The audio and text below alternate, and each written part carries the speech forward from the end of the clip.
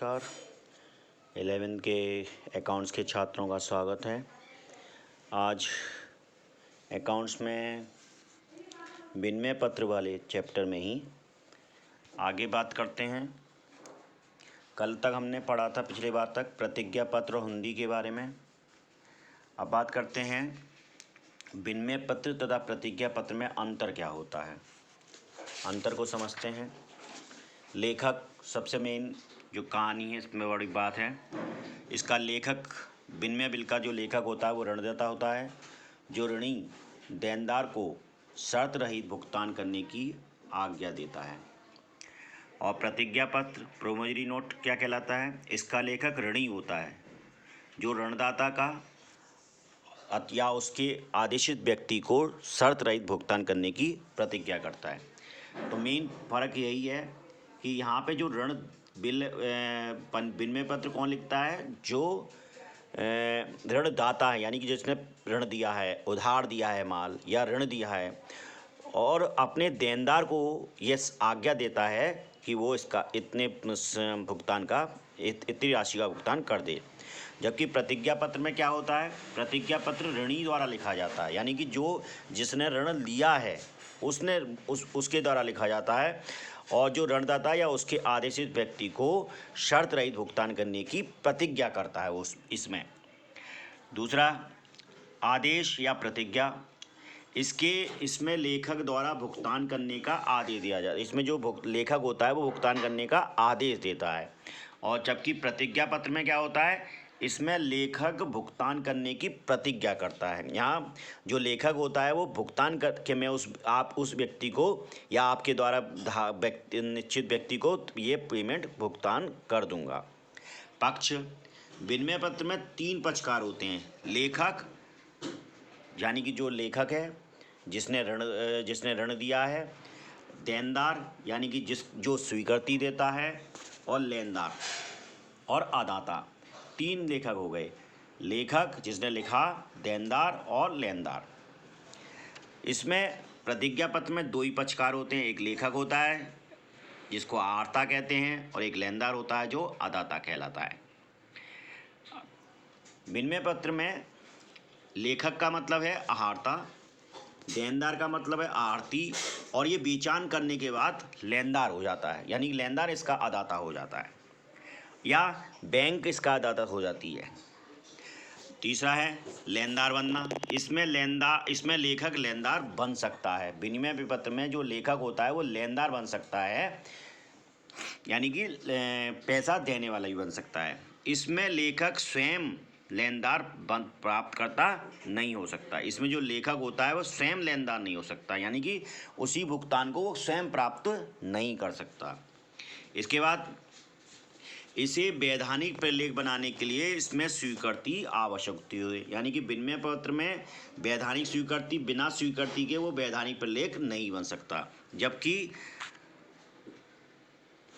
इसकी स्वीकृति की कोई आवश्यकता नहीं। जबकि प्रतिज्ञा पत्र में कोई आवश्यकता स्वीकृति की नहीं होती, क्योंकि यह स्वयं ही जो ऋणदाता जो ऋणी है वो लिखता है, वही तो प्रतिज्ञा कर रहा है। तो ऐसी स्थिति में उसकी स्वीकृति की आवश्यकता नहीं होती। दूसरी बात, अगला है संबंध। इसमें लेखक का स्वीकारकर्ता देनदार से सीधा संबंध। इसमें जो लेखक होता है और जो स्वीकार करता है उसमें ऋणी और देनदार का सीधा संबंध होता है। इसमें लेखक का लेनदार से सीधा संबंध होता है। और इसमें क्या होता है? इसमें जो लेखक होता है, यानी जो ऋणी होता है, उसका अपने लेनदार से सीधा संबंध होता है। यानी इसके बाद इसे स्वीकार करते समय कोई शर्त लगाई जा सकती है, यानी कि विनिमय पत्र को जब ऋणी स्वीकार कर रहा है तब वो कुछ शर्त लगा सकता है कि माल सही होने पर, या कुछ भी शर्त लगा सकता है।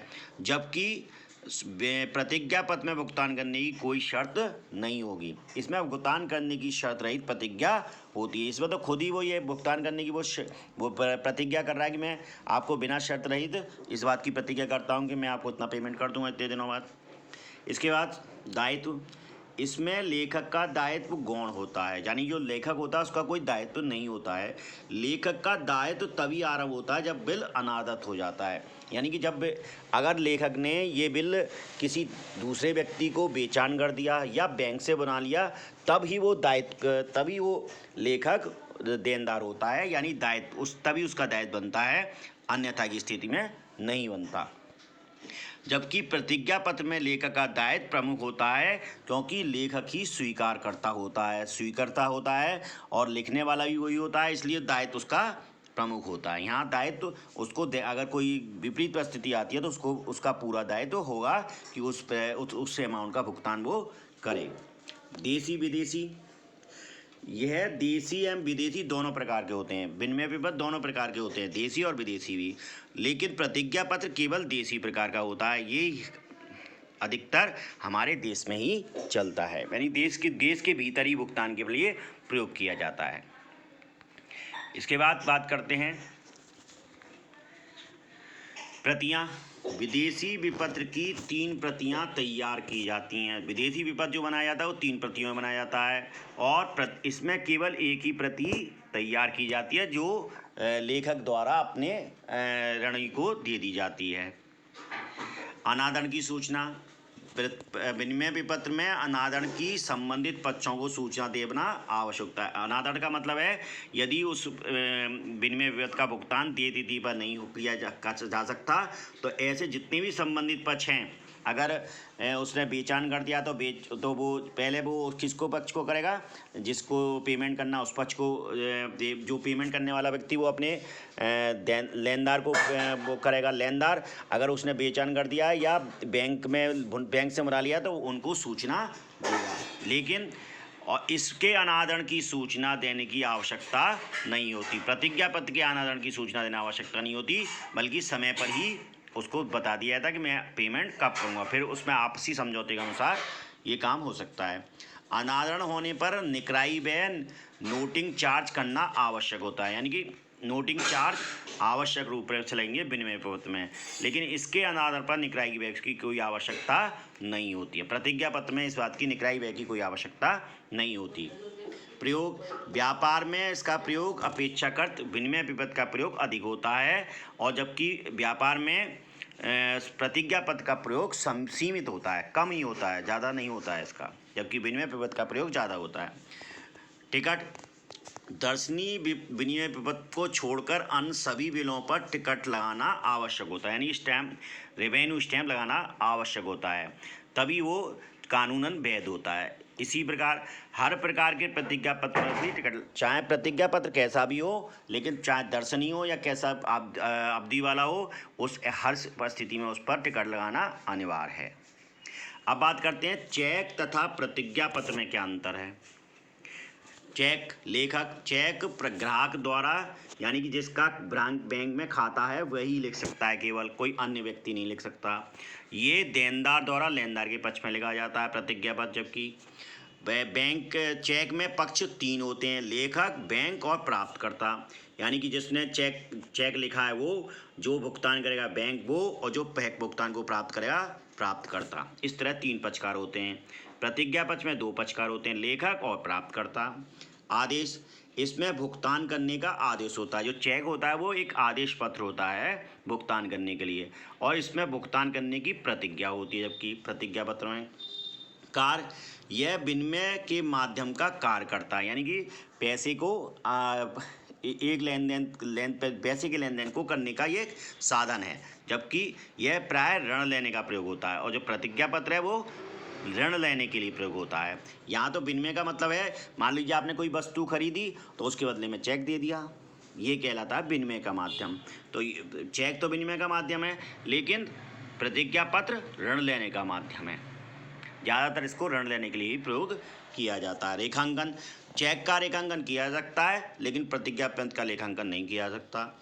चेक मांग पर देय होता है, यानी कि जब भी उसे मांगा जाएगा, जब भी भुगतान के लिए प्रस्तुत किया जाएगा, तब वो उसको भुगतान करना होगा।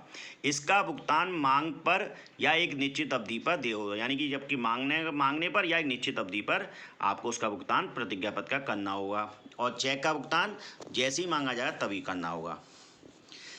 चेक पर कोई टिकट नहीं लगाया जाता, प्रतिज्ञा पत्र पर अवधि वाले प्रतिज्ञा पत्र पर टिकट लगाना पड़ता है।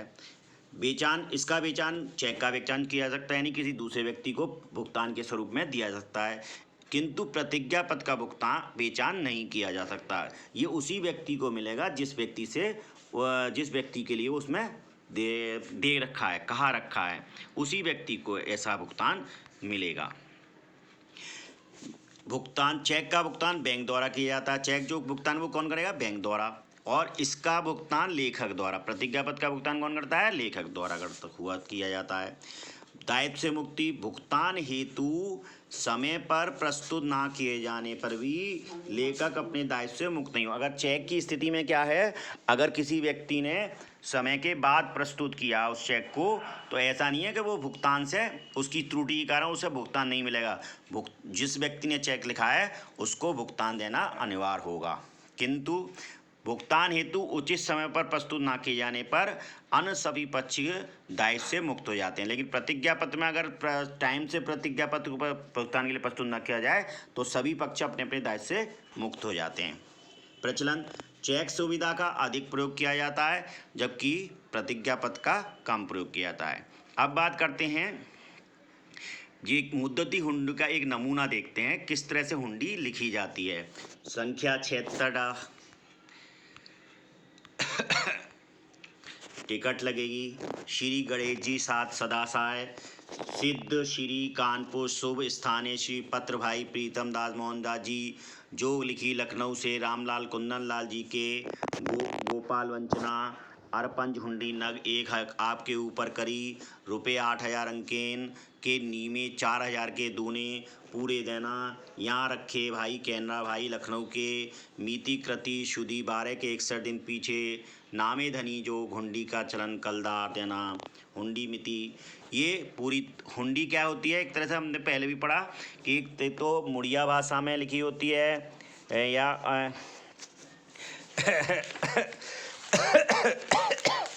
कई उस भाषा में लिखी हुई होती है। मुड़िया भाषा में लिखी होती है, संस्कृत भाषा में लिखी होती है, गुजराती भाषा आदि स्थानीय भाषा में प्रयोग होती है। और इसमें रकम, जितनी रकम देनी है उसका दुगना लिखा जाता है। जैसे यहाँ लिख रहा है रुपया 8000 अंकेन के नीमे 4000 के दूने पूरे देना, यहाँ रखे भाई कहना बहन।